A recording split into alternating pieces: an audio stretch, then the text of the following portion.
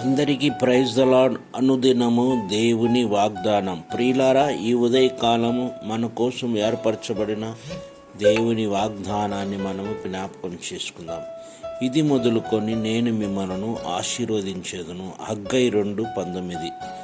ప్రియులారా, హగ్గై ప్రవక్త ద్వారా మనకు సెలవిస్తున్న మాటను జ్ఞాపకం చేసుకున్నట్లయితే, ఇది మొదలుకొని ఈ సంవత్సరం, నూతన సంవత్సరం మొదలుకొని దేవుడు మిమ్మల్ని ఆశీర్వదిస్తానని ఆయన మనకు తేటగా బయలుపరుస్తున్నాడు. ఈ ఉదయకాలంలో నీవు ఆరాధిస్తున్న దేవుడు ఆశీర్వదించడానికి నన్ను పిలిచి ఉన్నాడు. ఒకప్పుడు మనము ఆశీర్వాదం లేక బంధకాలలో, చీకట్లో, కన్నీటితో ఉన్న మనములను కనికరించి తన కృప కలిగిన హస్తము ద్వారా మనల్ని రక్షించుకొని ఈ దినము మొదలుకొని నేను మిమ్మల్ని ఆశీర్వదిస్తాం.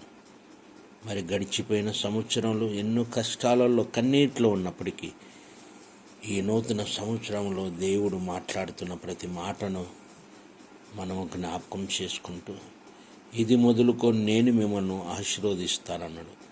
దైవ సంబంధమైన ఆశీర్వాదాలు మనం కలిగి ఆయన రాకడ కోసం మనం సిద్ధపడాలని, భూ సంబంధమైన ఆశీర్వాదాల గురించి ఆయన మాట్లాడటం లేదు. కానీ ఏదైతే నీవు ఆశీర్వాదం లేక జీవిస్తున్నావో అట్టి ఆశీర్వాదము నా ప్రభువు నీకు దయచేస్తానని ఆయన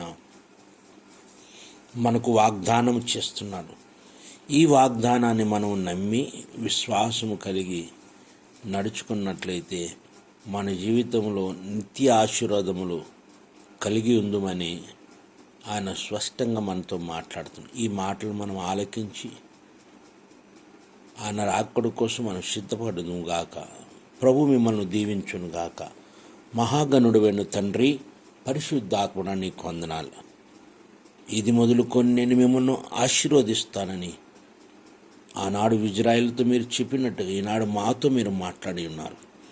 ఈ మాటలు మేము విని అనుసరిస్తూ మా జీవితాలు తండ్రి ఆశీర్వాదకరంగా మార్చబడుతూ మహిమలో చేర్చేంత వరకు నీ కృపతో మమ్మల్ని అందరినీ బలపరచమని యేసు నామమున అడుగుచున్నాము తండ్రి.